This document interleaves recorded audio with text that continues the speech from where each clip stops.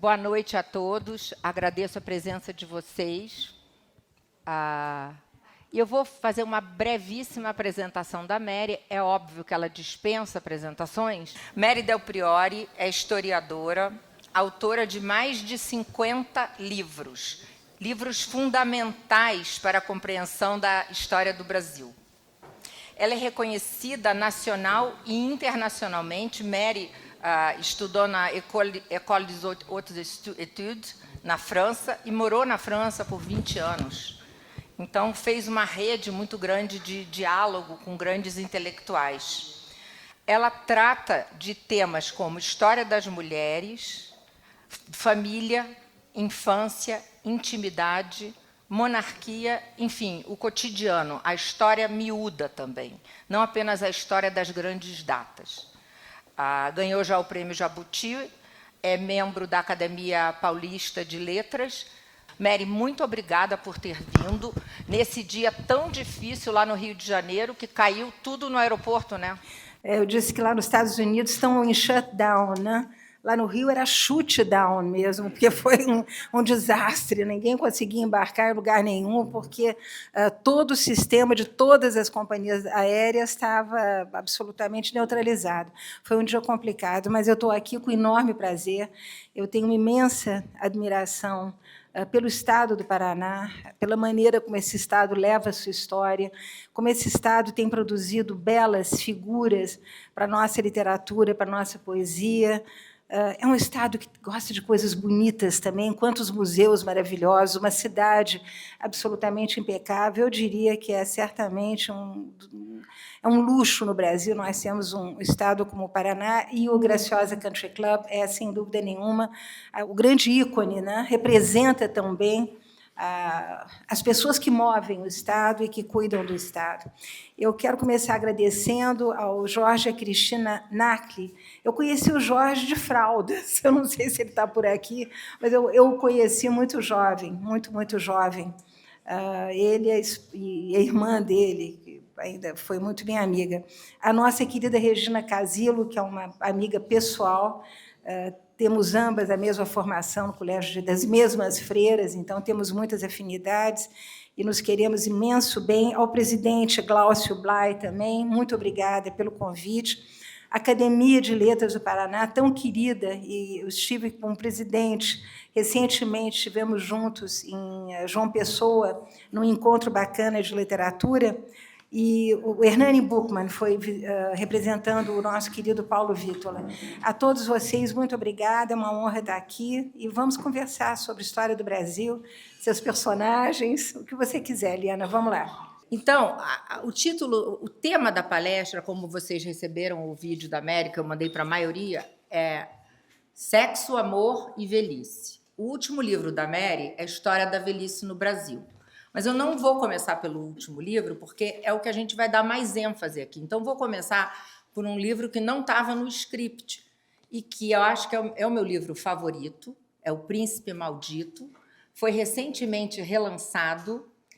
E não sei se alguém aqui já leu O Príncipe Maldito. Se não leu, sei lá, Mary, eu acho que é um dos teus melhores livros. É difícil escolher, porque sempre a gente gosta do último, né? Mas quem era o Príncipe Maldito? Pedro Augusto, que seria o Dom Pedro III, e que morre louco na Europa. Então, eu queria que você falasse um pouco do livro, inclusive por que foi relançado.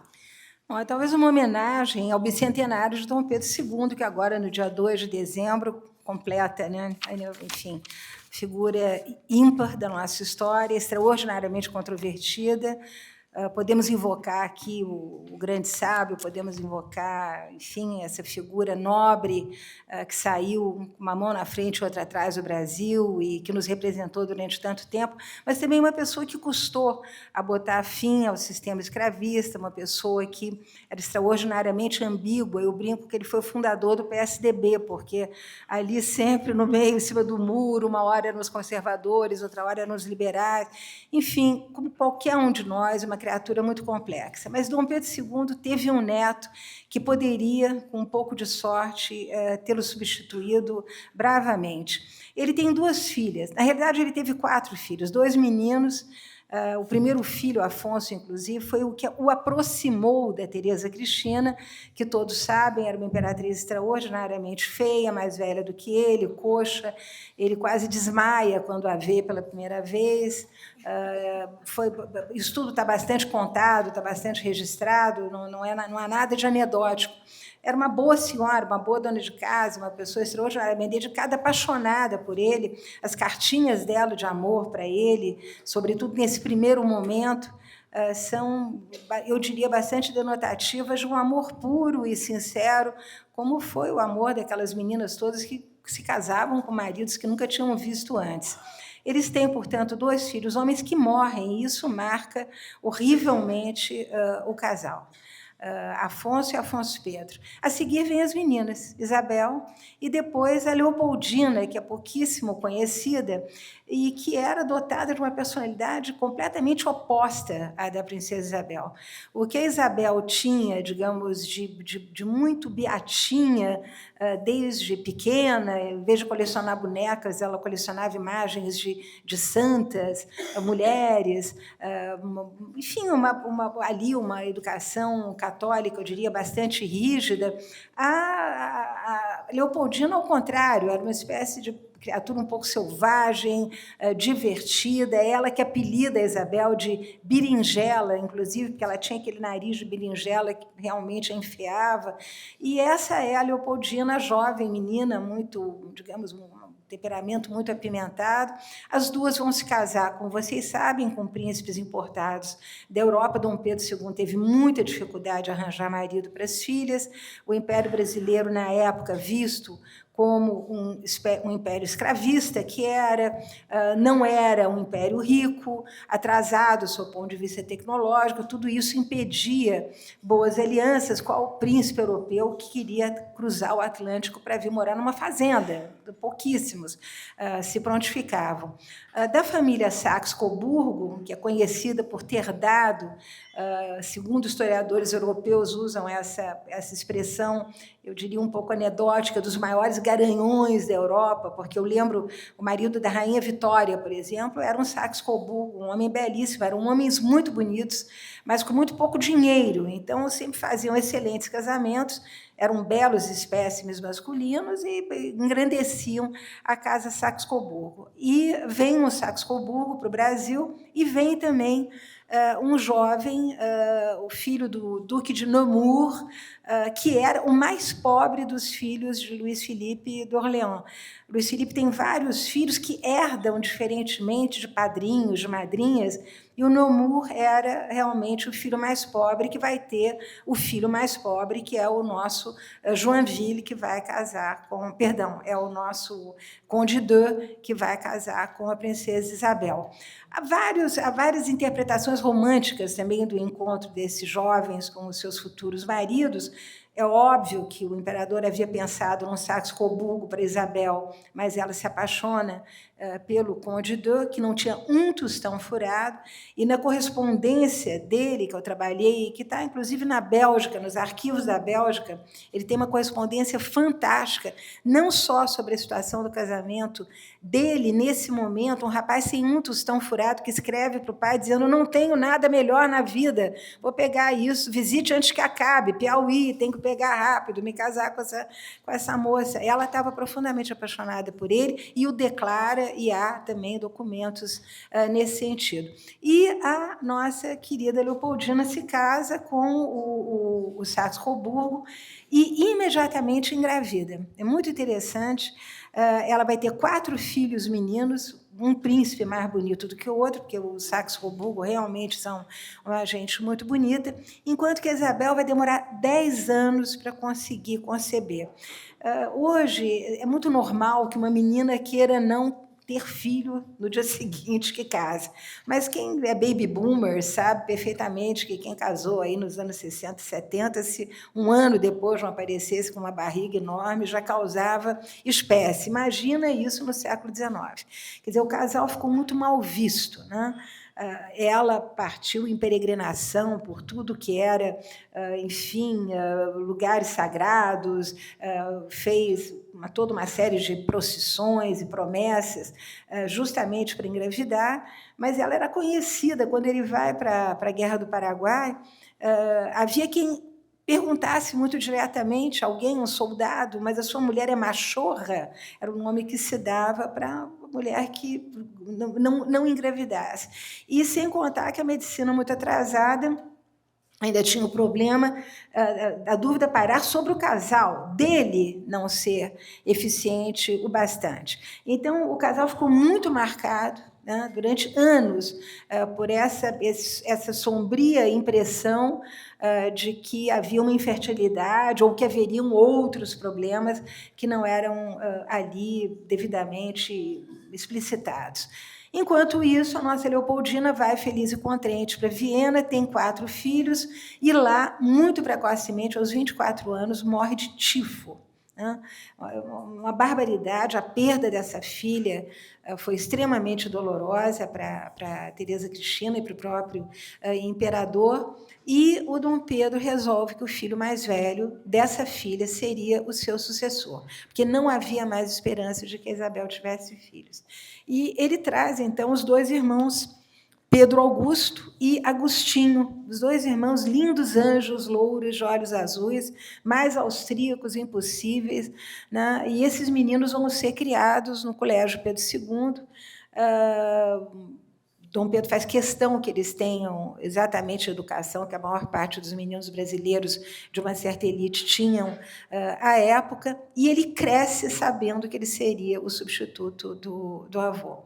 É uma história triste, né, porque é uma infância de uma criança que é extraída do lar familiar, sabendo que a mãe tinha morrido, longe daqueles verdes anos onde você consolida talvez uma primeira visão de mundo, família, afetos, avó, que, aliás, vai ser muito importante na vida do Agostinho depois, e ele abandona tudo isso para vir para o Brasil para ser imperador, até que, quando ele está na puberdade, que é aquele momento, inclusive, de passagem da vida do menino para a vida adulta, onde, obviamente, já há um prognóstico do que será o futuro do menino, anuncia-se que a princesa Isabel está grávida, e ela dá à luz ao nosso Pedro de Alcântara, num parto dificílimo, narrado com detalhes pela Condessa de Barral, uma carta da Condessa de Barral que ajuda no momento do parto. Ela já tinha perdido, tragicamente, uma primeira filhinha, Luísa, né? Ela sofreu o que na época chamava-se, aliás, acho que ainda hoje, se houver médicos aqui, me corrijam,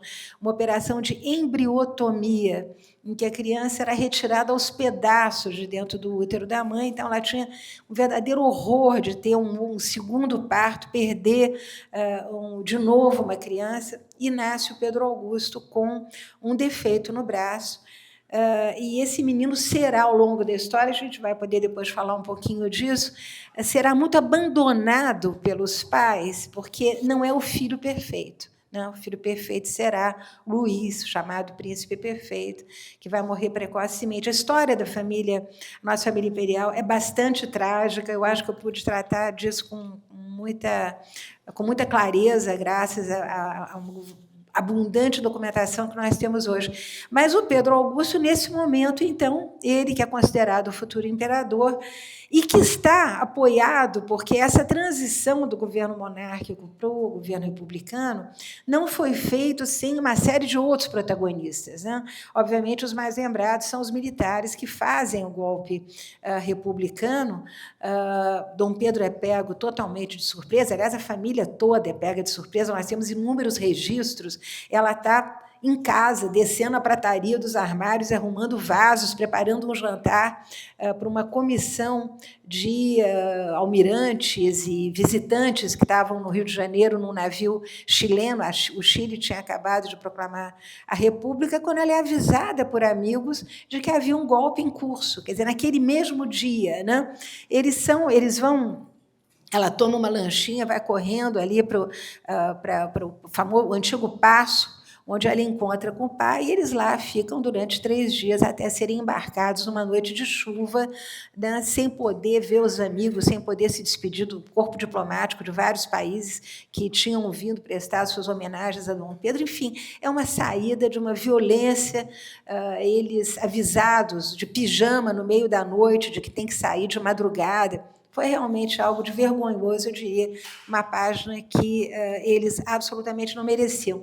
E o Pedro Augusto contava com um grupo da aristocracia, aspas, nós nunca tivemos aristocracia de sangue no Brasil, mas, enfim, daqueles barões mais próximos da corte, né? Alguns membros, inclusive, da aristocracia portuguesa, que queriam que o Brasil fizesse uma transição pacífica, como tinha acontecido com Napoleão III na Europa, né?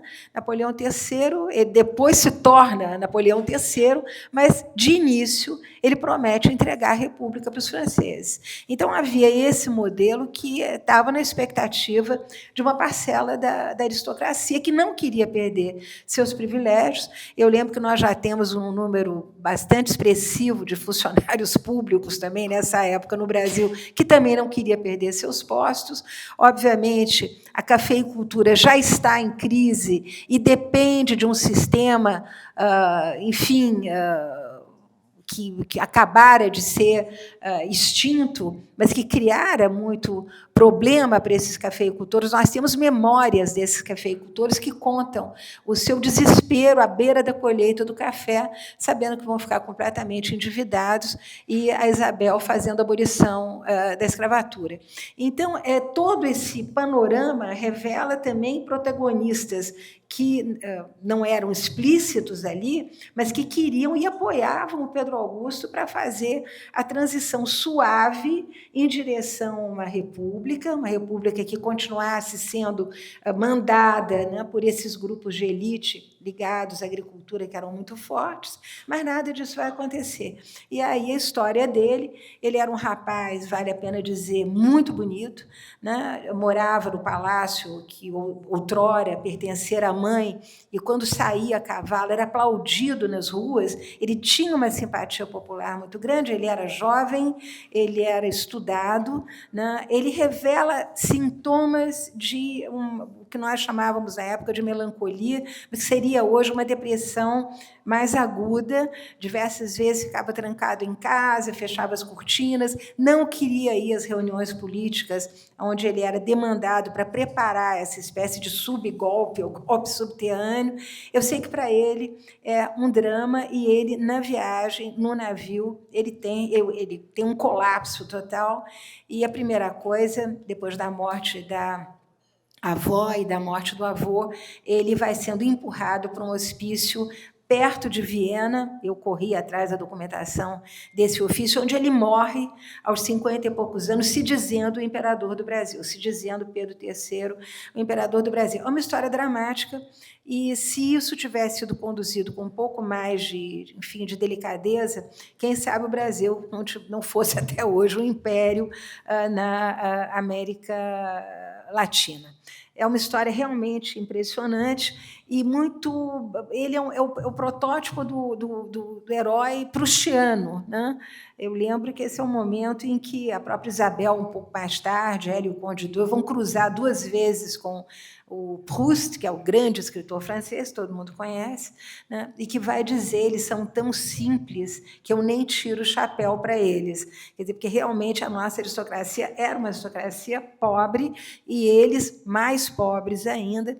Foi preciso morrer Dom Pedro, foi preciso eles conseguirem vender alguns bens em Petrópolis, e foi, sobretudo, preciso morrer o Conde de Nemours para Isabel e o Conde de Dor poderem adquirir, pela primeira vez, um teto, né, uma casa. Então, uma história trágica dos filhos, é mais trágica ainda, dos meninos, Antônio, o Totó e o Luiz, Luís, sobretudo, que é criado para ser suceder a mãe nesse Império Brasileiro, nesse terceiro império. Ele vem ao Brasil, ele visita o Brasil com o apoio dos monarquistas de São Paulo, não os do Rio de Janeiro, que não gostam dessa ideia, o que querem é o retorno realmente de Dom Pedro, que nessa altura já estava morto, mas há uma tentativa ali de restauração que não dá certo, e o Luís, que é criado pelo Conde que desprezava profundamente o Pedro de Alcântara, em detrimento desse segundo filho, e desprezava o Pedro de Alcântara pelo defeito no braço dele. Não aguentavam aquele defeito, diziam que ele não servia nem para jogar bilhar, ele tinha dificuldades, inclusive, na escola. É uma situação que hoje nós chamaríamos de bullying, né, muito triste, que é muito evidente ali nas relações familiares. E é realmente o Pedro de Alcântara que vai voltar ao Brasil, porque o Luís, desde muito cedo, quando ele vai numa viagem para os Estados Unidos, uma feira de Filadélfia com o irmão, o Antônio, ele já apresenta sintomas dessa doença terrível que ele terá depois, que uma doença que o deixa completamente tetraplégico, e o Antônio, que é o filho querido da Isabel, alegre, o totó, o último filho, ela sempre mandando cartinhas muito amorosas para ele. Ele vai servir no exército canadense na Primeira Guerra Mundial, e sempre por exigência desse pai, Conde de, que era extraordinariamente, enfim, focado no sucesso dos filhos, na possibilidade de ilustrar o brasão da família de novo, e ser reinserido, inclusive, nas casas monárquicas francesas, o que era... Ele vai ser vedado, inclusive, pelos descendentes do Luís Filipe de Orleans. Ele, sempre exigindo muito dos filhos, faz o filho embarcar num dia muito chuvoso da Normandia para Londres, para levar uma papelada de um documento militar, e o aviãozinho no qual o Antônio ia se espatifa, quem sabe a travessia da Mancha, sempre com muita neblina, muito fog, e esse menino morre também muito cedo. Então, Isabel perde os 2 filhos dos quais ela tinha apostado, enfim, todas as cartas, o Conde de mais ainda, e quem fica é o Pedro de Alcântara, que é uma figura fantástica, absolutamente apaixonante, esse rapaz que tem esse problema de nascimento e que sabe ultrapassar o seu defeito físico pela enorme simpatia que irradiava. Ele tinha uma liderança pessoal muito forte, a gente vê isso no exército austríaco, onde ele serve. Ele corria com a bandeira do Império colada nas costas, nas corridas de cavalo, e como ele tinha problema com o braço, ele corria com a rédea entre os dentes, e ele ganhava as corridas. Ele era adorado nos batalhões onde serviu. Foi um grande, enfim, montanhista, foi um grande esportista, e era, sobretudo, um apaixonado pelo Brasil, exatamente como eu, por isso que eu gosto tanto dele. Ele, quando chega ao Brasil para trazer os ossos, enfim, os restos mortais de Dom Pedro II e Dona Teresa Cristina, e ele é recebido com gritos de Pedro III, Pedro III, ele diz: eu não quero ser imperador, eu quero ser só um cidadão brasileiro. E ele percorre esse Brasil de alto a baixo. Ele sobe o Rio Negro, ele faz o Nordeste inteiro, ele, a mulher e a filha, dormindo na casa das pessoas mais simples, conversando na varanda com todo mundo que o procurasse. Eram aquelas casas singelas, onde a mulher dele ficava, obviamente, no único cômodo, cercado das mulheres do pequeno vilarejo, e na janela aberta, todo mundo olhando ali a conversa da princesa e do príncipe com os locais. É uma figura notável, e a família está hoje em Petrópolis, todo mundo conhece, os descendentes de Pedro de Alcântara, que foi uma grande figura, adorado pelo Getúlio Vargas, que passava as férias em Petrópolis e que adorava cruzar com o Dom Pedro de Alcântara e conversar sobre amenidades. Uma figura realmente fabulosa, enquanto que o outro, a princesa Isabel, abandonou completamente no hospício, jamais foi visitar esse sobrinho, e ela se sentia muito traída por essa tentativa de golpe dele, que, na realidade, não foi golpe dele, ele estava sendo manipulado por um grupo que não queria a Princesa Isabel, porque esse é um longo assunto, né? Não se queria a Princesa Isabel como imperatriz nesse terceiro império, tanto pelo fato dela ter ligações muito fortes com Roma, né, e todo mundo queria um Estado laico no final do século XIX, ninguém mais queria um Estado, enfim, que se submetesse aos ditames do Papa. Ela era uma pessoa, e isso quem lê, por exemplo, a correspondência do Barão de Cotegipe ou de outras figuras interessantes da corte, ela tinha um círculo pequeno de amigos e não falava com mais ninguém. Então, enquanto Dom Pedro, ao ir para tomar sauna ou tomar duchas em Petrópolis, cumprimentava as pessoas, era acessível, ela vivia encastelada, tinha muito poucos amigos, então isso também não a fazia uma pessoa muito popular. Casada com um francês, eu lembro a vocês que, nessa época, quem dava as cartas era a Inglaterra, não era a França. A França talvez vestisse bem as senhoras da corte, mas não havia, digamos, esse prestígio que os comerciantes ingleses, banqueiros ingleses que tomavam conta do café brasileiro e do ouro brasileiro teriam. Então, Conde d'Eu também muito mal visto. Enfim, havia uma série de componentes e a própria hostilidade de Dom Pedro II, que não soube orientá-la a fazer frente às questões políticas. Dom Pedro II nunca chamou essa filha ou genro para participar das reuniões ministeriais, ele jamais tentou encaminhá-la para a vida política, e isso, obviamente, vai fazer falta no momento de sucessão do trono, né? A gente sabe disso. Então, só precisa fazer uma pergunta que a Mary vai. Então, é fácil entrevistar a Mary. Mas, antes de eu passar para outra pergunta, que ela já cobriu 2 perguntas, vocês nem viram a outra pergunta, mas já engoliu a pergunta. Esse livro aqui, que ela lançou recentemente, não sei se tem aí à venda, Segredos de uma Família Imperial, ela já contou um pouco desse livro, que é justamente a história do Pedro com o braço seco, né? Pedro. Agora, eu só queria ler... Mão seca. Queria ler o início para vocês, a beleza que é a escrita da Mary. O título do capítulo, assim ela começa o livro. Dias sem fim. Era novembro, como agora, e não chovia. Mas os dramas que mudam vidas não escolhem o tempo. A dor... Não, aí, eu vou pular aqui. A rapidez do golpe republicano não deixou a família imperial reagir. Então, é um livro belíssimo, foi lançado há 2 anos atrás, não é? É um livro por ano, ali no caso da Mary. E agora eu vou passar por uma outra faceta da Mary, historiadora. Além de tratar da família imperial e da nobreza, dos reis, dos príncipes, a Mary trata de temas amor, sexo, vida privada, infância. Então, eu vou fazer uma pergunta. Mary, quando a gente diz eu te amo, hoje em dia, é diferente do eu te amo de 100 ou 200 anos atrás? Houve uma mudança no modo de sentir? No modo de expressar, né, o amor. Eu tenho um livro chamado História do Amor no Brasil, que é um bonito relato das várias formas como se dizia o amor no passado. Né? Hoje a gente usa essa expressão para tudo. Eu amo comer risoto. Eu amo vestir tal moda, ou eu amo meu carro. Naquela época, essa palavra era, digamos, muito utilizada na poesia, na literatura, mas de uma maneira mais profunda.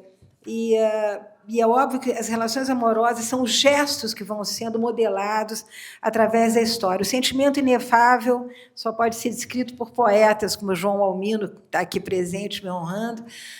Poetas sabem falar do amor, literatos sabem falar do amor, mas historiadores se baseiam mais nas mudanças comportamentais. Né? Como é que as pessoas expressavam os seus sentimentos, como é que elas deixavam essas marcas, e como é que também os sentimentos foram muito modelados por aquilo que se esperava de homens e mulheres, e se esperou durante séculos. Por exemplo, esperou-se por conta de um papel importante que a Igreja Católica teve, sobretudo depois da Reforma de Trento, de que o amor não habitasse os casamentos, senão como forma, digamos, ideal, né, daquilo que se chama o amor ágape, o amor entre parceiros, o amor entre companheiros. E é interessante porque os demógrafos historiadores até confirmam essa tese, que parece muito teórica, mostrando que a escolha do parceiro é fundamental para o sucesso, para a sobrevivência de uma família, de um clã, para a sobrevivência de uma comunidade. Durante séculos, as pessoas foram escolhidas pelas suas habilidades, e estou falando aqui de pessoas que não tinham conforto financeiro, mas que tinham que trabalhar na terra, pela sua musculatura, pela sua força, pela sua capacidade de defender uma família com armas ou sem armas, pela sua produtividade. Eu lembro que, durante muito tempo, era comum que se experimentasse a força física de uma mulher antes de engravidá-la, porque a maior parte das mulheres já casavam com 2 ou 3 filhos, porque, volto a dizê-lo, a questão da fecundidade era fundamental. Você tinha que fazer filhos para a sobrevivência da família. Mas avaliava-se a força física de uma mulher dando tapas nas costas, ou segurando com força o braço, ou beliscando o antebraço, porque ela tinha que se mostrar rija, nada daquelas heroínas depois do século XIX, dos romances de José de Alencar, de Macedo, onde todo mundo parece que vai desmaiar depois de uma valsa. Não, nessa época era o vigor físico da mulher, era a capacidade dela de sobreviver a partos, Era isso que fazia um casal. Então, esse amor que nós, digamos, conhecemos e que hoje vemos no cinema, vemos na literatura, esse amor do casal de pombinhos, nós já temos o Gregório de Matos, que canta muito bem, pombas que se bicam, eles usam sempre essa metáfora para os beijos, mas eu lembro que a higiene teve um papel fundamental para que os beijos tivessem consequências, porque sem pasta e escova de dente, que só chegou no Brasil depois da Segunda Guerra Mundial por conta dos exércitos americanos, eram bochechos, e toda a higiene corporal comprometia muito essas manifestações de amor que a gente vê hoje no cinema ou nas telas o tempo inteiro. Primeiro, as pessoas iam para a cama cobertas, e isso até o final do século XIX, no Museu Imperial de Petrópolis, eu pude constatar as camisolas abertas sempre na frente e com um dito bonito do tipo Deus proteja esse lar, ou Nossa Senhora nos abençoe, coisas que tais. Quer dizer, e por que isso? Porque a nudez inibia. A gente hoje vê gente nua o tempo inteiro, mas eu lembro que, até os anos 20, 30, 40, 50, o que era bonito, e no século XIX, sobretudo, os romances, enfim, franceses, ingleses, um pouco mais ousados, mostram o quanto despir uma mulher era fundamental. E é por isso que as camisolas tinham tantos botões, tinham tantos laços, porque aquilo demorava tanto, o indivíduo tinha que fazer um tal esforço, até ver uma partezinha do pé, ou da coxa, ou do que fosse. Então, era isso que dava erotismo aos casais. O eu te amo era sussurrado depois de todo um despir que demorava horas. Daí também, nos anos 50, 60, a importância do enxoval de noiva, as camisolas todas, porque isso tudo era parte de um repertório erótico que vai entrar na vida dos casais muito tardiamente, que eu lembro que, até o século XIX, a única função da mulher casada era fazer filho. E nós podemos acompanhar isso através das teses de medicina. Eu lembro, a Faculdade de Medicina, nesse momento, está fazendo estudos sobre a família, estudos sobre a sexualidade, e convidava, inclusive, os esposos a terem um caderninho nos quais eles anotassem o número de vezes em que o casal tinha que ter intercurso sexual para a mulher engravidar. Porque, uma vez grávida, o homem não tocava mais na mulher. Era proibido, não podia haver qualquer contato. Ela ali estava zelando pelo futuro, era metáfora da árvore do fruto, o fruto crescendo. Então, uma mulher grávida, ela era intocada, e, provavelmente, daí depois que ela tivesse filho, 2 ou 3 vezes, ela engravidava novamente, porque havia o aleitamento artificial aqui no Brasil, é sabido disso, uma maneira da mulher estar permanentemente grávida e do marido estar permanentemente no bordel. E é por isso que os bordéis abundam no Brasil no século XIX, porque eles são o lado B dessa história de casamento, onde o amor... E eu ultimamente trabalhei muito com um diário de grandes baronesas e senhoras de engenho, e é muito interessante ver como o papel da mulher estava longe de ser a rainha da cama. Absolutamente. Era mulher útil no trabalho, em casa, essas grandes senhoras ali descaroçando feijão junto com os escravos, cortando roupa para os escravos, ajudando nas contas das fazendas. Esses barões trabalhavam da hora que acordavam até a hora que iam dormir. Eles dormiam, chegavam com os escravos quando eles vinham das plantações, e era uma vida de trabalho muito árduo para fazer fortuna, e as mulheres não negavam fogo, elas também o tempo inteiro ali trabalhando e se unindo a essa perspectiva de crescimento da família, de honra da família, que era medida, né, não só pelo número de terras, de cabeças de gado, de pés de café, de número de escravos, mas pelo número de filhos e os bons casamentos que os pais teriam que fazer para a sua progenie. Então, havia ali todo um projeto familiar que nós vamos ver desaparecer, né? E nós temos em figuras como Joaquim Nabuco, então os grandes barões do Nordeste, Almino, que deixaram, né, o nosso querido Evaldo Cabral de Mello, que trabalha muito bem isso, né, que trabalham com esse outono do patriarca, né,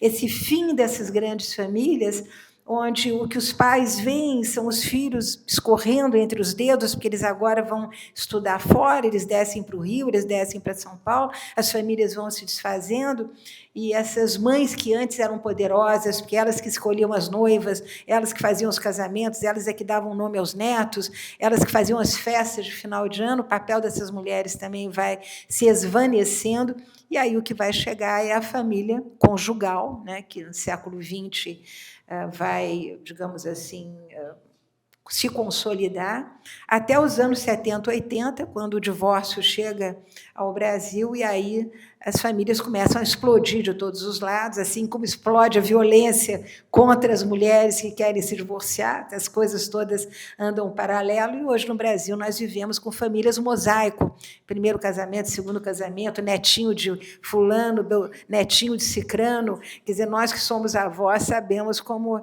essas famílias todas se transformaram muito rapidamente.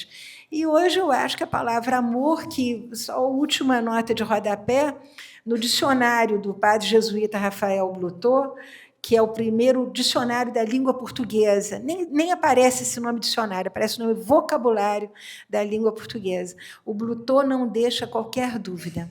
A palavra amor só tem um destinatário: Deus. Para o homem, zero. Né? A palavra é Deus. Amava-se a Deus. Né? Só se ama um homem, uma mulher. Isso é uma conquista duramente construída, né? E hoje, quem sabe, não tão desgastada, né? Que talvez seja preciso um novo Rafael Blutot para inventar uma nova definição de amor, porque eu acho que nem os poetas estão dando mais conta, né, Almino? Agora, vamos passar, então, do amor para o sexo, né? Um período de repressão de sexualidade. E o que a gente tem hoje em dia? A gente estava conversando isso outro dia, né? Um escancaramento nas redes sociais, na internet, da nudez, da sexualidade, da vida íntima. Todo mundo já quer contar tudo o que acontece. Não é mais no quarto que acontece, sei lá onde que acontece, né?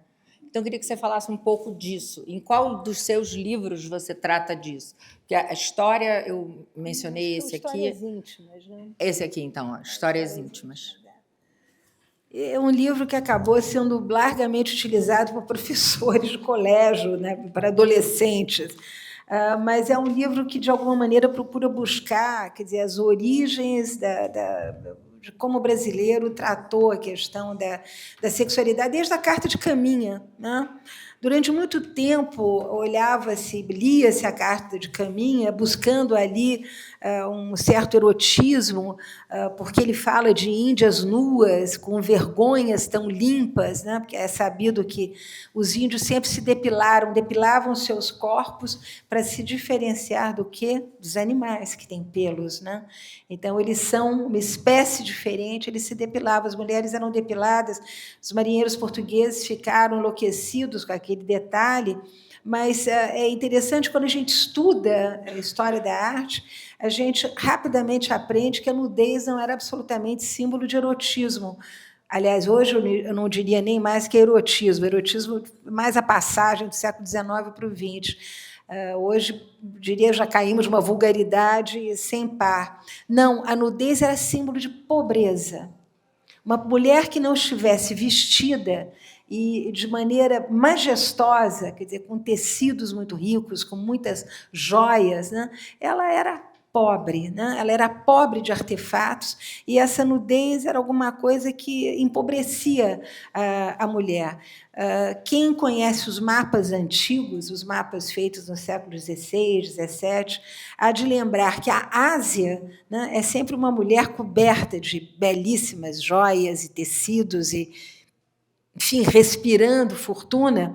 A Europa, com a sua cornucópia de produtos de trigo que sai da cornucópia, de flores, enfim.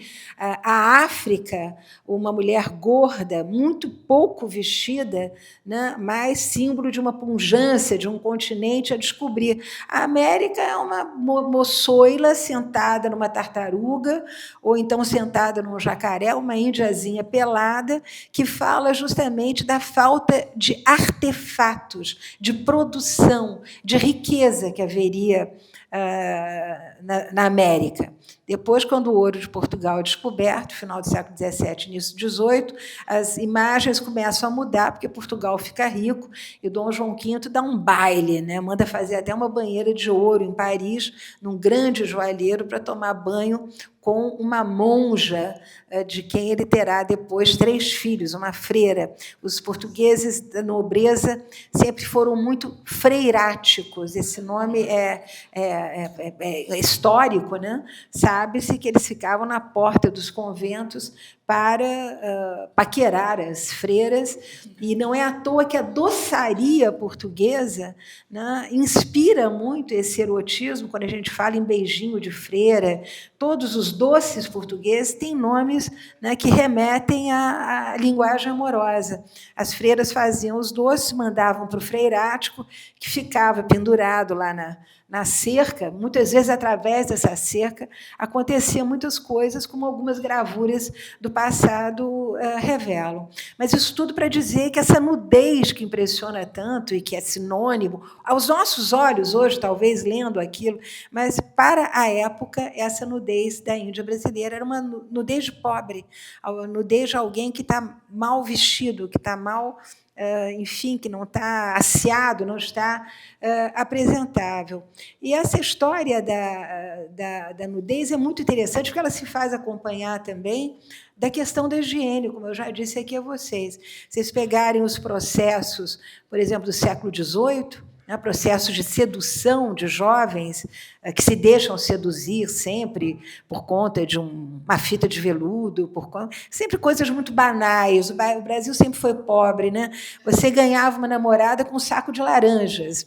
Está nos processos do século XVIII, um saco de farinha, né? Então, tudo isso conquistava a mocinha, que depois que ficava grávida ia se queixar ao bispo, era a expressão da época, né? E aí o bispo mandava os seus soldados atrás daquele namorado, daquele noivo fujão. Mas como é que as pessoas se relacionavam na época? Se limitavam a baixar as calças e levantar as saias.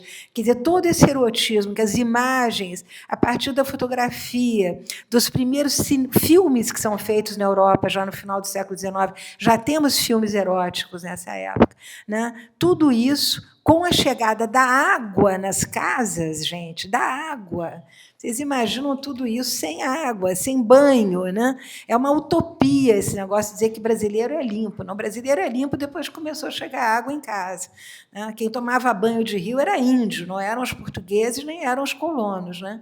O nosso querido José Murilo de Carvalho me presenteou, o homem ele era da Academia Brasileira de Letras, com um livro de memórias da família dele, em que eu fiquei sabendo que era muito comum no interior de Minas Gerais, dada a ausência de rios onde se pode tomar banho, que era característica do Nordeste, né, onde homens tomavam banho numa parte do rio e mulheres em outro, e o banho era, pelo menos, semanal. No sul de Minas, era possível ficar até 3 meses lavando o cangote, os pés e as mãos. Apenas. Né?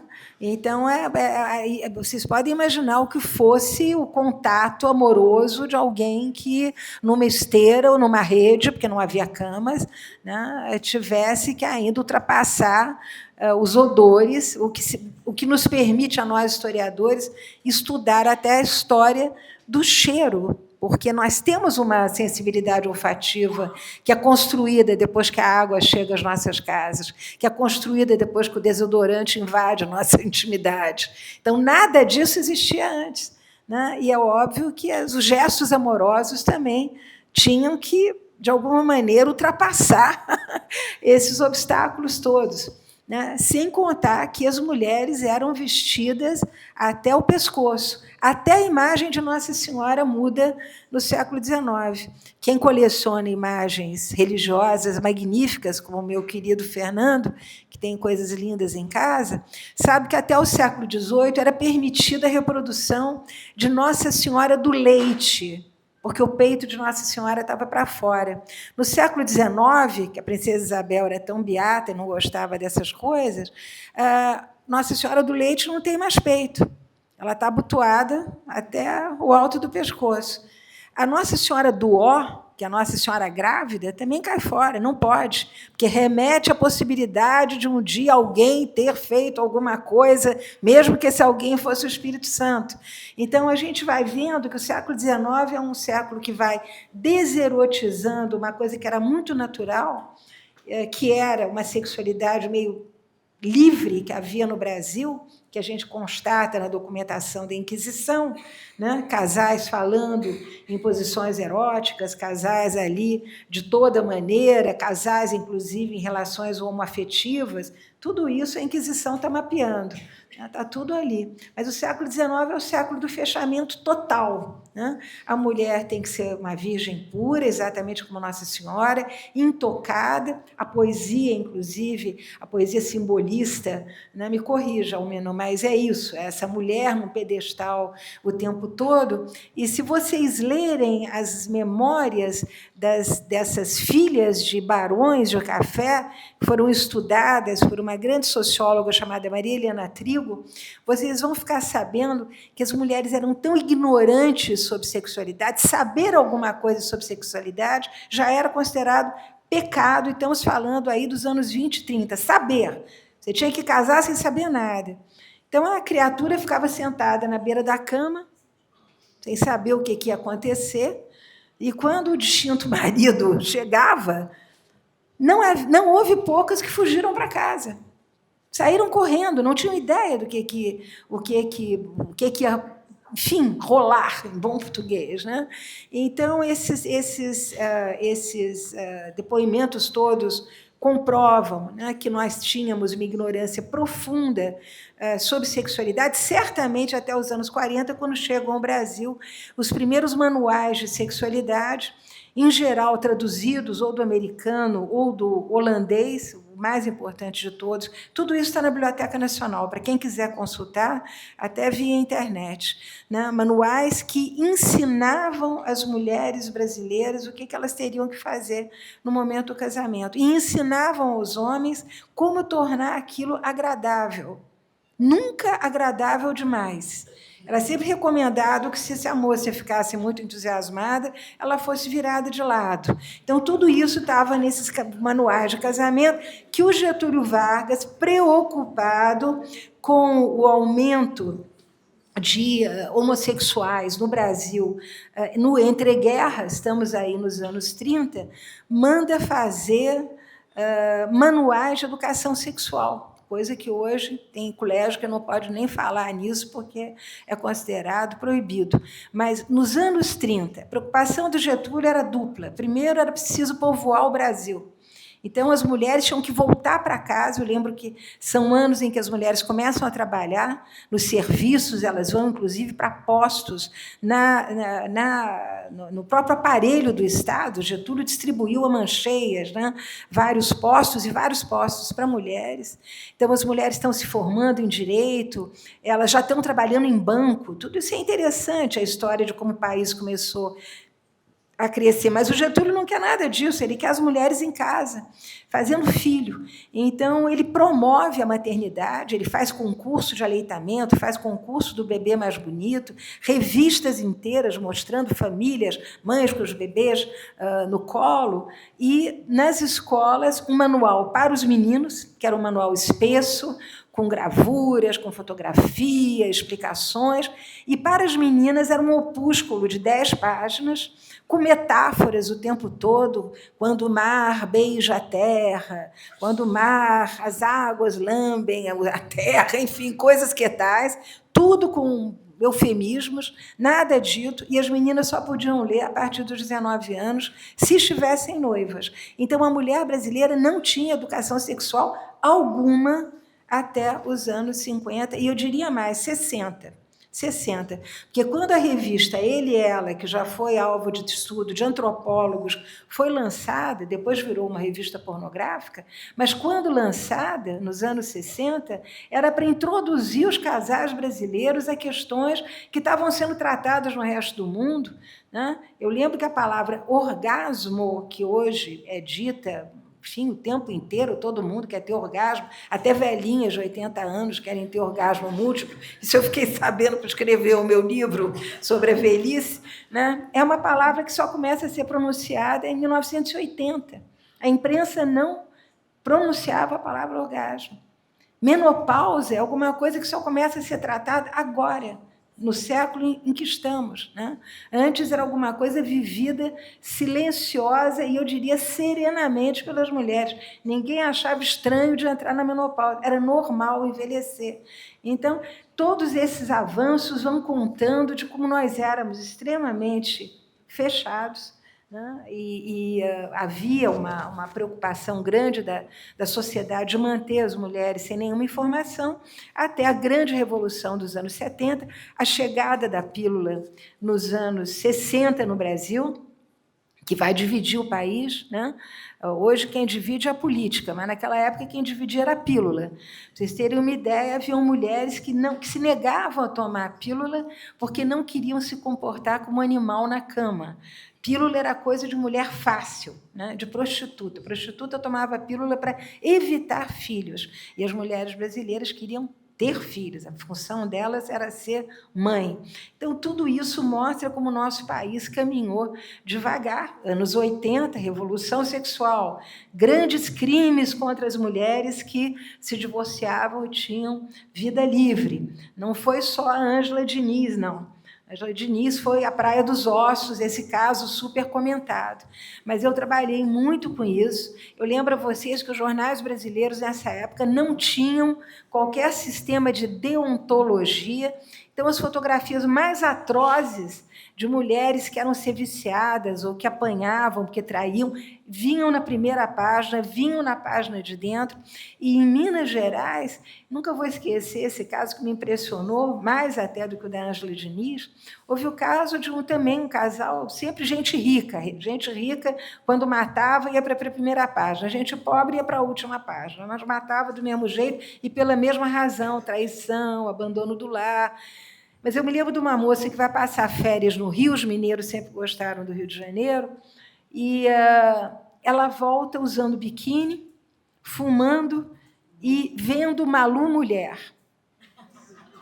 E, por causa disso, o marido criva de balas, corta os pedaços e joga na pampulha. Um caso também que eu estudei de perto e que está no meu livro. Então, à medida que as mulheres vão se libertando, né, aquela figura patriarcal que a gente vê, que é construída ao longo do tempo, porque há modelos para a mulher e há modelos para os homens, né? Eu falo muito para o judiciário brasileiro. E eu digo sempre, é preciso escutar os homens, né? Os homens que batem, os homens que matam. Por quê? Porque é deles exigido, desde sempre, o quê? Que eles sejam eficientes, que eles ganhem dinheiro, que eles tenham o carro do ano, que eles sejam mantenedores da casa, né? Que eles sejam viris, que eles sejam fortes. Então, quando ele não consegue cumprir esse modelo que já tem 1000 anos de história, a frustração aparece. Então, é preciso fazê-los falar, né? A gente ouve falar muito das mulheres, que são extremamente vítimas da violência masculina, mas não estamos tentando entender o que é que está acontecendo com os homens, e os homens estão sofrendo, né? A gente sabe que os homens estão sofrendo. Então, mas esse é assunto para juízes e promotores. Bom, vocês já viram que ela já encaminhou para a última parte, que é sobre a velhice. Eu vou fazer uma pergunta meio dupla. Primeiro, aquela frase que você já citou em algum livro, acho que no livro você citou da história da velhice, que o Brasil ficou velho antes de ficar rico. É de um colega seu, pastor, e da Academia de Letras Paulista. Eu queria que você, depois de responder a pergunta, já convidasse a plateia para o seminário que você está organizando na Academia Paulista de Letras agora em novembro, que é um seminário muito interessante sobre a morte. Cadê a Zélia? A Zélia que me ensinou sobre testamento vivo. Então, acho que Bom, a História da Velhice é um livro que nasceu de uma dor no joelho e de uma mãe de centenária. A dor no joelho, vocês viram agora a dificuldade que eu tive de escalar aqui esse negocinho. Não foi totalmente embora, mas a mãe centenária foi. E foi enquanto eu cuidava da minha mãe que me ocorreu falar desse assunto, que é um assunto da maior importância hoje no Brasil. O José Pastore, que é um imenso economista da USP, vem sublinhando e mostrando o caminho tenebroso que não nos espera, nós que somos baby boomers e que ainda gozamos do privilégio de termos aposentadoria, de vermos as nossas classes subalternas com aposentadoria e também o direito de ter um salário mínimo, isso ajuda muito o nosso país.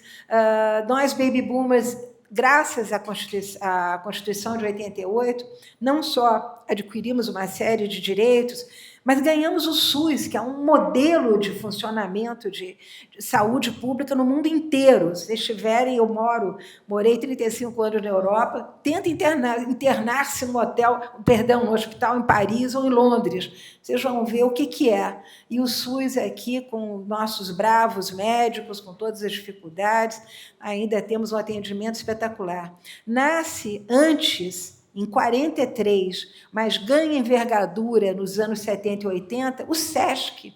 O SESC é outro milagre brasileiro, porque o SESC é a ilha onde os velhinhos, nas grandes cidades, quem não tem um clube, quem não tem um sindicato, quem não tem uma igreja para frequentar, vai para o SESC. E é lá que eles vão fazer esporte, que eles vão estar entre eles, que eles vão poder conversar, que eles vão substituir aquela prosa que outrora se dava nas praças, que outrora se dava na saída das igrejas aos domingos, que outrora permitia as pessoas jogarem dominó ali na praia, enfim, verem a partida dos barcos, quem morava, enfim, nas capitais litorâneas. Tudo isso era programa de velho, e foi durante séculos, né? E as várias faces que o velho brasileiro vai assumindo, do grande patriarca, né, que acaba justamente nessa virada do século XIX para o XX, e eu recomendo, sobretudo aos senhores que gostam de ler as Memórias do Joaquim Nabuco, que trata do envelhecimento masculino com uma nobreza, com uma altivez, com uma lucidez. O Nabucco fala o tempo todo das doenças que vão o acometendo. Ele vai contando devagar da perda de visão, dos problemas estomacais, do momento em que ele fica surdo. Ele, uma semana antes de morrer, ele descreve de uma maneira fotográfica o mal-estar que ele tem, que ele acha que ele morre. Todo o encontro dele com a religião na velhice. Como as pessoas caminham em busca de uma paz, uma serenidade interior, e isso tudo num texto absolutamente deslumbrante, porque ele escreve maravilhosamente bem, né?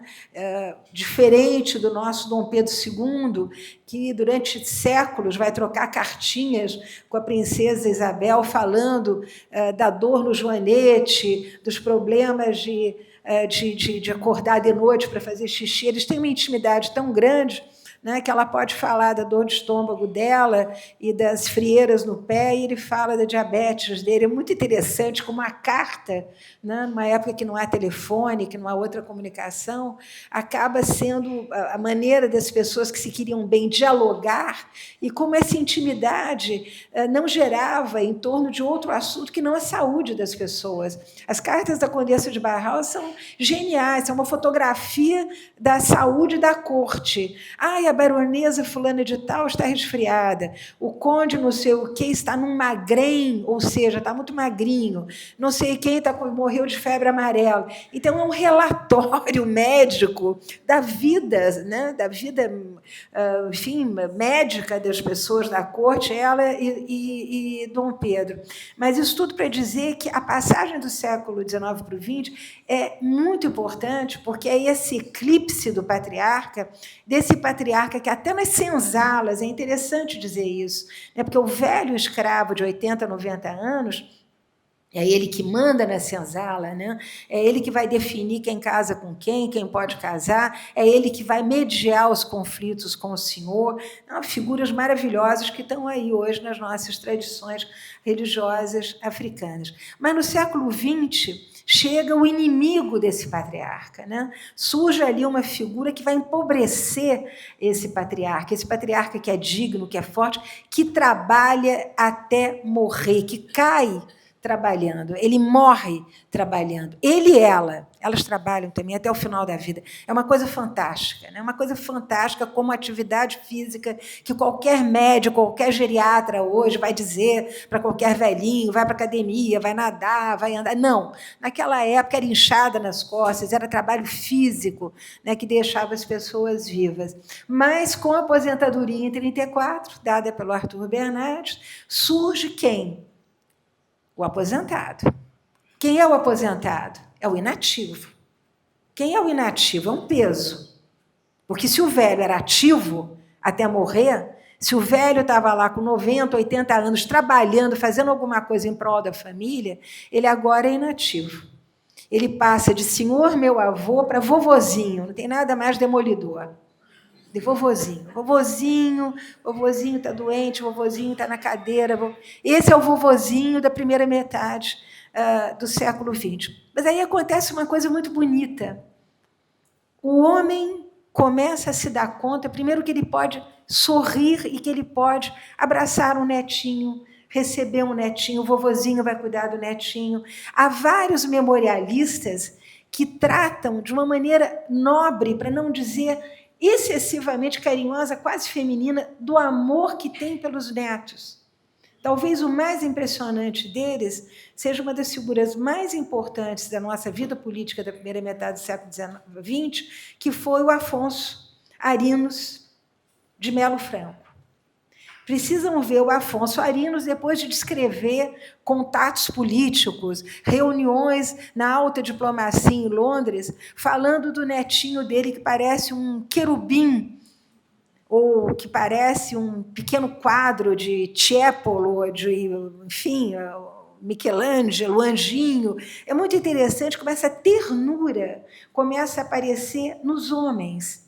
Os homens começam a sorrir. Quem conta isso é a Carolina Nabuco, filha do Joaquim Nabuco. Ela tem um diário genial também, em que ela acha que homem sorrir é coisa de americano, que que vem fazer negócios no Brasil. Por quê? Porque os homens eram sisudos. Olhem as fotografias do século XIX, início do XX, ninguém ria. Pega a fotografia do bisavô de vocês, todo mundo de cara fechada, né? Ninguém sorria.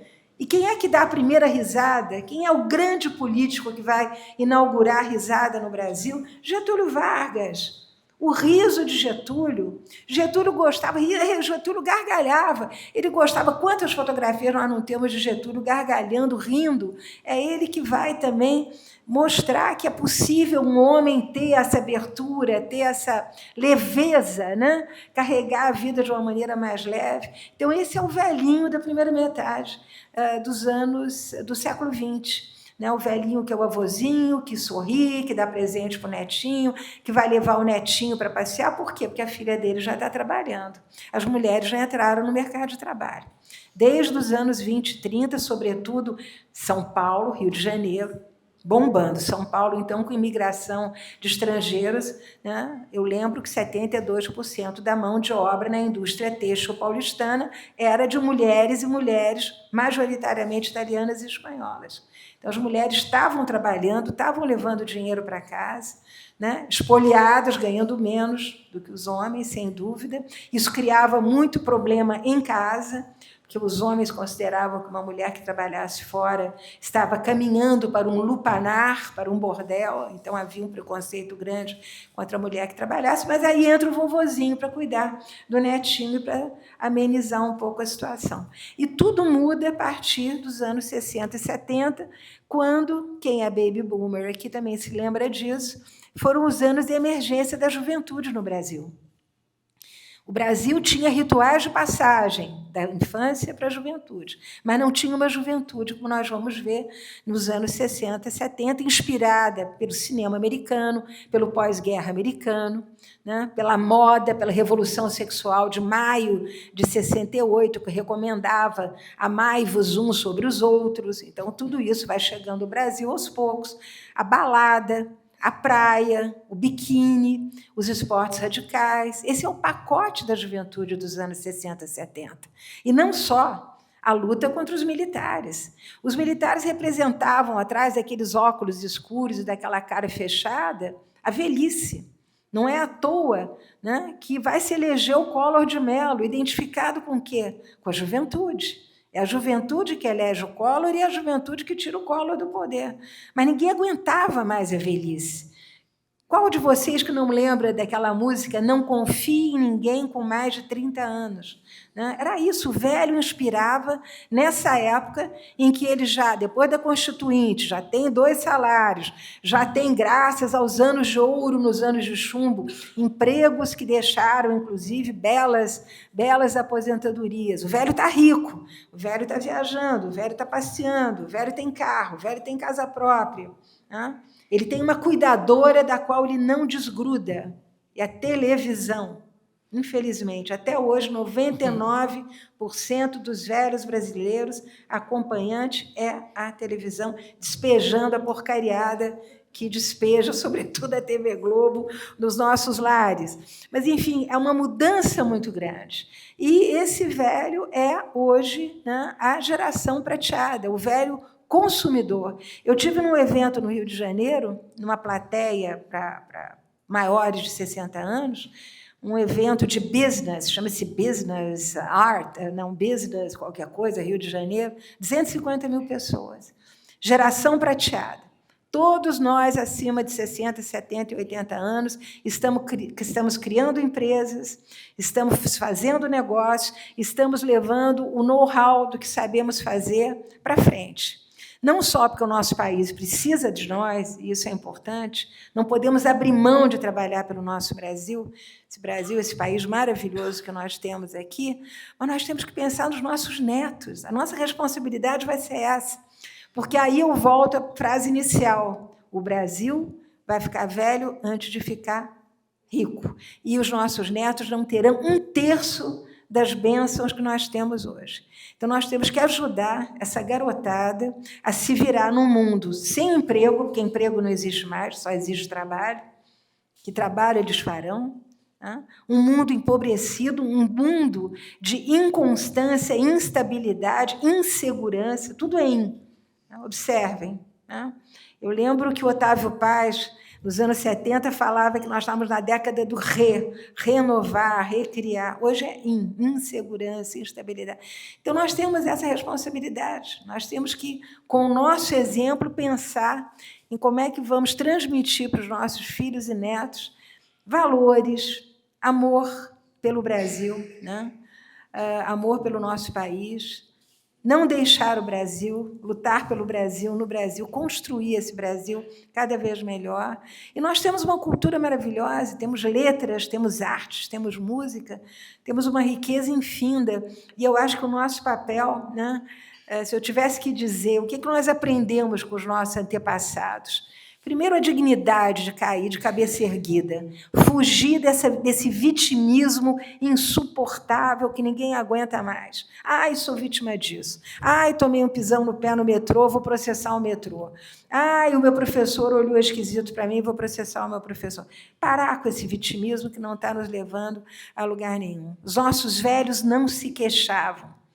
Eu duvido que vocês se lembrem de um avô, de uma avó que se queixasse de uma dor. Não havia isso, havia essa dignidade, havia esse pudor de não se queixar. Então, essa dignidade, cabeça em pé sempre, e pensar nas futuras gerações. Porque, se nós não pensarmos, os nossos netos vão ter aí um mau bocado pela frente.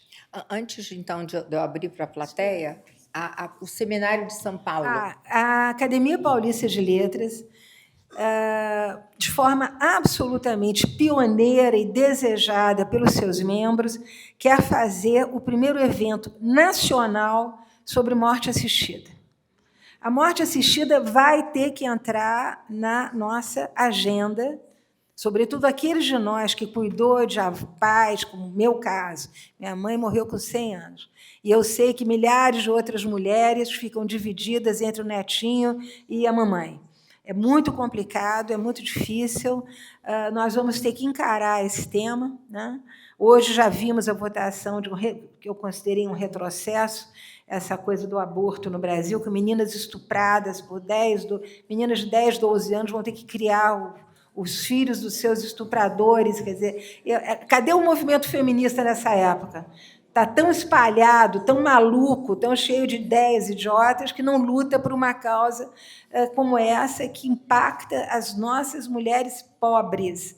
A pobreza no Brasil ela se reproduz através das meninas pobres que engravidam com 10, 12 anos, depois não conseguem sair da pobreza. Então, dia 18 de novembro, quem estiver em São Paulo, primeiro grande seminário, das 9 às 5, com a presença de grandes especialistas, instituições, inclusive, que estão voltadas para a questão da morte assistida, gerontologistas, especialistas em cuidados finais, e o depoimento de 3 cônsules, o da Suíça, o da Bélgica e o da Suíça, Bélgica e Holanda, que vão nos mostrar como é que, juridicamente, isso se construiu nesses países.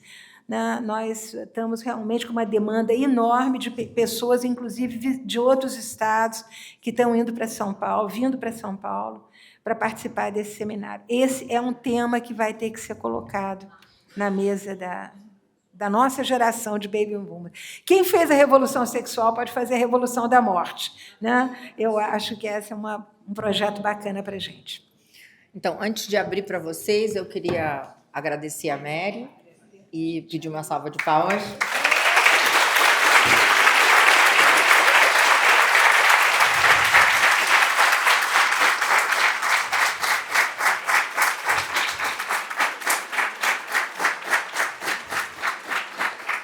É sempre um prazer, uma alegria, uma oportunidade incrível ouvir a Mary. E agora as perguntas. Pode ir, Jô. Tenho vontade de saber como é que é a trajetória da criança, do olhar que a gente tem para a criança, lá na história do Brasil inicial, para aquilo que a gente tem hoje, no olhar que a gente tem da criança hoje. O lugar que ela ocupa de prioridade, praticamente, na vida de uma família, e quanto isso deve ter mudado nessa história toda. Bom, acho que aí eu vou ter que voltar aqui para falar. Enfim, gente, o que define muito os comportamentos sociais, isso voltou a se falar muito na Europa, inclusive porque a Europa não faz mais filhos, né, é a demografia. Quando você tem uma demografia alta, quer dizer, quando as mulheres parem um filho por ano, é óbvio que a relação com esses filhos é uma relação muito desigual. Hoje as famílias têm 1 a 2 filhos no máximo, e as novas gerações não querem mais ter filhos. As jovens mulheres não querem mais ter filhos. E eu não as julgo, ao contrário. Eu acho que está muito difícil criar filho, muito caro ter filho, e muito difícil manter o casamento. Então, enquanto outrora os tratados médicos, desde o período medieval, recomendavam o casamento como uma forma de você ter uma vida equilibrada e uma velhice feliz, hoje os casamentos se desfazem com a mesma rapidez com que eles se fazem. Num ano, uma festa maravilhosa para 400 convidados, uma roupa de não sei quem, viagem para não sei aonde. No ano seguinte estão separados e tudo isso é visto com muita naturalidade. E os filhos nisso? Quer dizer, outrora, as crianças eram força de trabalho na família. E eu não me refiro só à criança pobre e não só a escravos. Temos que acabar com essa ideia, né, que as novelas brasileiras nos impingem de que só havia senhores maldosos, escravas estupradas, escravos. Não! O Brasil sempre teve uma classe média de homens pardos, caboclos, mulatos, de empreendedores. Os historiadores estão contando isso, as mancheias. Então, a criança livre, fosse ela preta, branca, cabocla, o que fosse, ela vai trabalhar com a família. E até os anos 30, se você pegar os grandes memorialistas, gente, ler memorialista é uma viagem. O que acontecia antigamente, como é que era. Então, as crianças eram realmente, sobretudo na classe média, arrimo de família. Elas vão trabalhar junto com as mães. A mãe faz doce, quem vai levar o doce na rua é a criança. A mãe faz sorvete, quem vai vender é a criança. A mãe do Pedro Nava, que é um dos maiores memorialistas, se não o maior, na minha opinião, no Brasil, fazia sabão em casa. Fica viúva, pobre, vai fazer sabão. Quem vendia o sabão era o filho. Então, o filho fazia parte dessa força de trabalho que eram as famílias. Isso nós perdemos a noção, porque hoje as mulheres estão trabalhando na rua também, quer dizer, elas não trabalham mais em casa, trabalhavam horrores em casa, horrores. Costuravam, bordavam, fiavam, eram tintureiras, eram lavadeiras, eram professoras de piano, professoras de língua, professoras do que fosse, mas em casa. É a partir justamente do século XX que elas, através da indústria, elas começam a ir para a rua. E aí o lugar da criança. Quando as mulheres vão para a indústria de tecelagem, surge a criança de rua, o pivete, influência francesa. Pivete, era chique. Criança pobre na rua pedindo dinheiro tinha que ser chamada de pivete, não podia ser chamada de mendigo. Não era mais chique pivete. Então, era a época dos pivetes, que vão dar depois, nos anos 60, no Menor Abandonado. Mãe na rua, trabalhando. Agora, qual é a evolução da família brasileira? O divórcio realmente vai mudar a cara da família brasileira, porque quem mostra muito bem isso é o Rui Castro. Daquela maneira agradável dele de contar a história do Rio de Janeiro, o que ele mostra? Ele mostra que até os anos 60, a época do High Society, na época que as pessoas iam para os bares ouvir tocar piano, bossa nova e tal, os casais viviam da seguinte maneira, extremamente estáveis. Ele com a sua garçonnière, e as suas amantes, e ela, em geral, com o marido da melhor amiga. Bom, porque ficava tudo em casa. Isso era uma tradição no Rio de Janeiro. Rui Castro fala disso com muita graça, com muita elegância. Mas foi dessa forma que as famílias viveram até a chegada do divórcio, dentro dessa hipocrisia. E, a partir do divórcio, as famílias, obviamente, se estilhaçam. As mulheres são as grandes perdedoras. Explico a você por quê. No Brasil, há um fenômeno demográfico que chama-se poligamia sequencial. No Brasil, nascem tanto os homens quanto mulheres, mas os homens morrem antes. Então, os que ficam têm um plantel de mulheres muito maior para escolher. E a mulher tem a dificuldade, dentro de casa, divorciada, ela está trabalhando, a renda dela já caiu, Se o marido saiu de casa e está com uma namoradinha, 25% caiu a renda. Se ele vai viver com a namoradinha, cai 35%. Se ele casa com a namoradinha, cai 50% e ele vai ter um filho com a namoradinha, ela nunca mais vai ver um tostão daquele marido. Então, ela tem que se virar, ela tem vergonha de apresentar o namorado para os filhos, né? Acontece um fenômeno que eu vejo quando eu vou falar para mulheres que trabalham na atividade bancária. São mulheres que são gerentes de banco, que dedicam a vida ao trabalho e aos filhos. Chegou em casa, o filho não fala com ela, fala pelo celular, né? Quer dizer, aquela coisa do jantar de família, pai, mãe, filhos, ainda que em crise, ainda que de forma hipócrita, mas está todo mundo ali reunido. Acabou isso, foi varrido, desapareceu. Então, as mulheres estão muito sozinhas. A revolução sexual no Brasil fez mal às mulheres. Elas estão extremamente sós, o que não é razão para aguentar marido ruim, pelo amor de Deus. Porque uma coisa que eu aprendi escrevendo sobre a velhice é que o divórcio grisalho cresceu só nos últimos anos, qualquer coisa como 30%, 40%.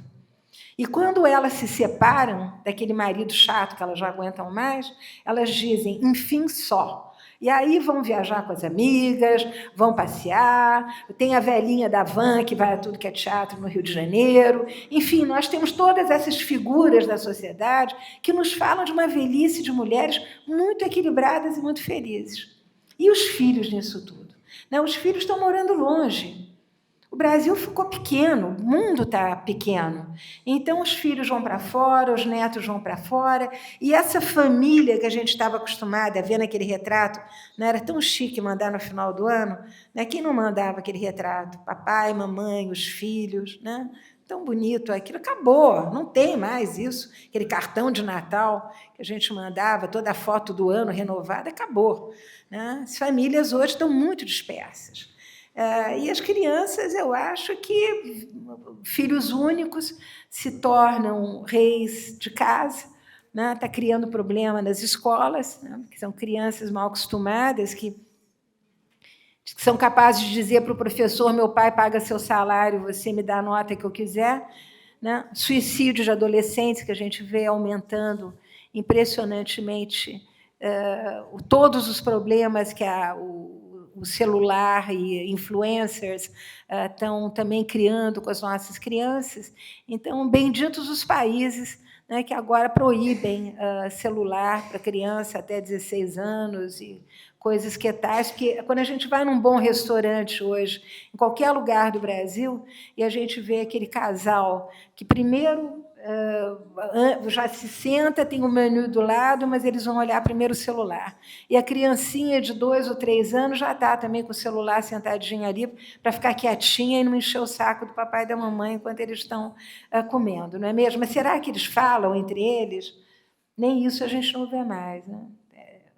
São mudanças que só o futuro vai conseguir decifrar. É só para dizer que eu tenho uma grande admiração pelo repertório, pela maneira leve e divertida com que você consegue abordar um conjunto enorme de temas com muita profundidade, muita habilidade, com uma linguagem fácil de todo mundo entender, como você lida bem com a história e torna a história popular. Eu sempre admirei o seu trabalho como leitor, e já tivemos oportunidade de conversar outras vezes. E o que eu tenho para dizer a você é muito obrigado. Foi uma noite maravilhosa. Obrigada, Paulo. Obrigada. Paulo é um querido amigo, um vale elogio de amigo. Obrigada, querido. Fernando, você quer falar alguma coisa? Fale. Só porque você é amigo de infância, senão não pode. Aí é que está. Eu quero dizer que nós nos conhecemos desde que ela tinha, 12, 15 anos, por aí, e que os meus tios e os seus pais, religiosamente, toda semana, tinham grandes conversas. Eu fui estudar no Rio, então, de algum modo, acompanhava isso.